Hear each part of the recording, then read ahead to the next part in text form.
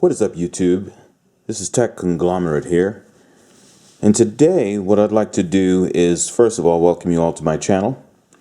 This is the very first video of the TechConglomerate channel. And I wanted to take the opportunity to really give you a sense of some of the topics that we'll be covering as part of that channel. So, moving forward, on Mondays, we plan on talking a bit about some interesting math concepts. Tuesday is really covering technology.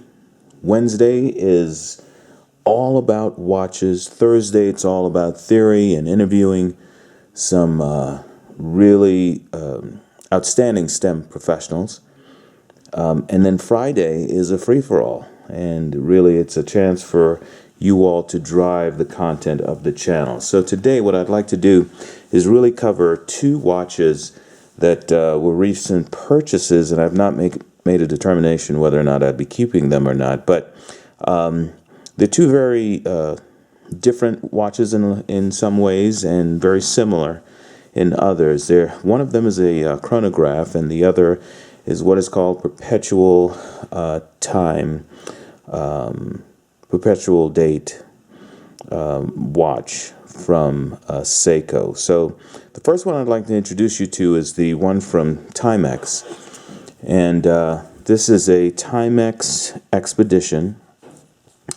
And there's not a whole lot of information about the details or the numbers on here. Let's see if we can find out what the numbers are on the back of this dial here. Here it is at the bottom. It's a TW4804300. And you see that big E with the arrow going through it. That's really the Expedition series logo. But this is water resistant to 100 meters. You see that over here on the left hand side here. And then, I'm sorry, right hand side. And then we also have some additional information on here. It says stainless steel.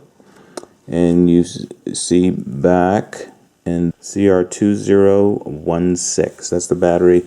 So it is a Quartz battery movement watch. And I like this watch because, first of all, it came at a great deal.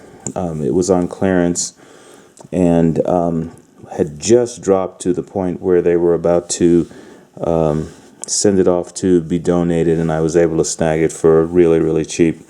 But it's a watch that you see on Amazon, and what I like about the watch in particular is that red second hand that you see. It's actually used as the chronograph timer, and so you see that actually goes around pretty smoothly, and then you have a 1/10 of a second piece. Well, I'm sorry, 1/20th of a second dial here, and then on the other side you have a 30-minute time tracker in that section right over here. Let's see if I can point to that right there. And then this is just keeping the second hand down below, so it just keeps the track of the second hand. Usually the red second hand that I'm referring to as the second hand is the thing that most traditional watches tend to use to keep track of seconds. This watch does not do that, and I think many in this series of Timex watches follow that same prescription. Now at the 4 o'clock position, you do see here you have a date at that 4 o'clock in that little box there.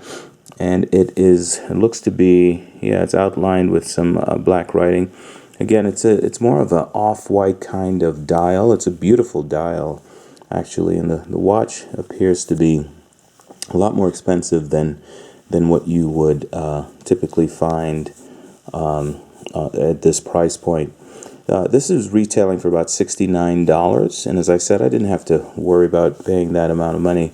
But the other thing that's interesting too is that there's a beautiful strap here. You see that tinge of red to complement that red timing hand for seconds.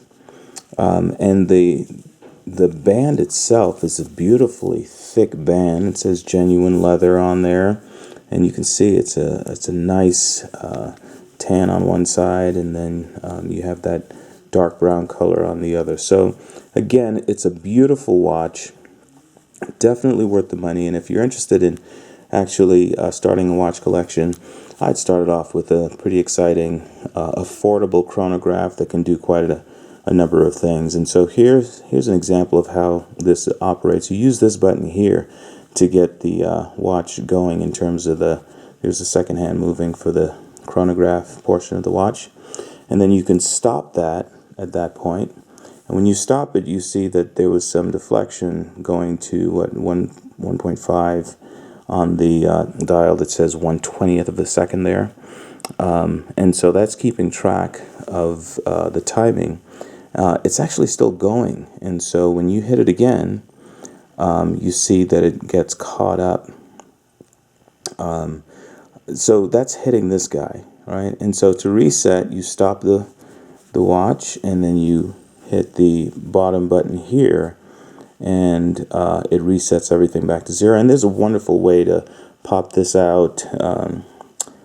This knob here on the right, pop it out, and actually calibrate this. So if ever these hands are off in terms of whether or not they're zeroing out when you hit this button down below, you can go ahead and set that. So it's a wonderful feature of the watch.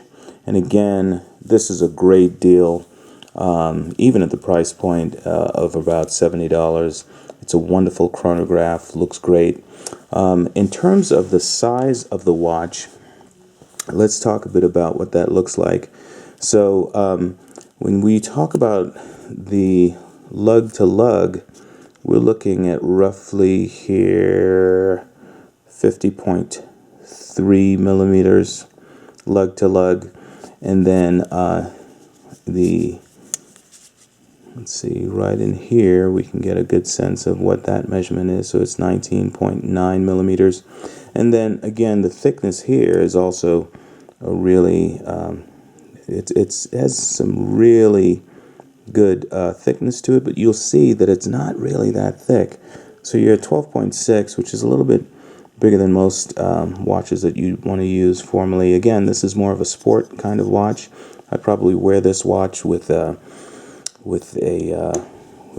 business casual. It seems to work well with business casual. I would also wear a watch like this with some jeans, definitely jeans. It would work well with jeans and be complementary. And again, you can always swap out the bands. They're 22. The size of the band is a 22 millimeter band, and so again, great watch. So with that, what I'd like to do is introduce you to the second watch, which is a little bit different. So unlike the chronograph that I just introduced you to, this is actually a Seiko. This is a Seiko watch. You'll see Seiko Chronograph Perpetual. So there is a timing to this, but this also comes with an alarm, and you see how beautiful the dial is. It's actually two-tone. Those markers for the hours are actually in a rose gold. It looks quite beautiful.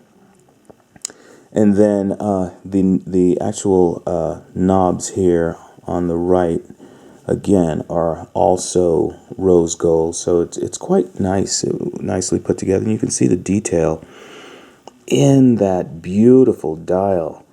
And so this is another one of those steals where this retails for about $140, $150, but I was able to get it at a steal.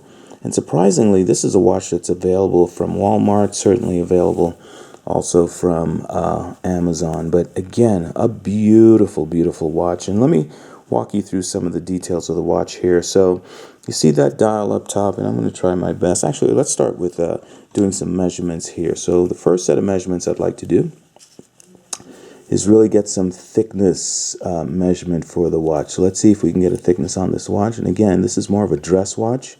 So let's see what it looks like here. So when we're looking at the thickness of the watch, we're looking at a 10.6 millimeter in thickness.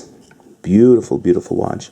when you talk about the size of the watch, the diameter of the watch, and you're looking at a 44 millimeter watch. Again, it wears a lot smaller than 44 millimeters. And then also when you look at the